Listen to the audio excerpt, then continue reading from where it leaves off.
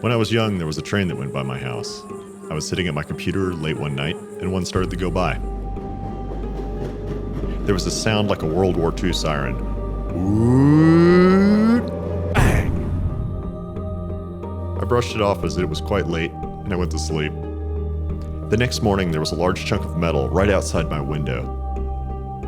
We called the railroad, and they came and picked it up, along with all sorts of small chunks of metal found in the area. No real damage, but it was close. We never figured out what happened. But the next night, I had this dream of standing by the tracks.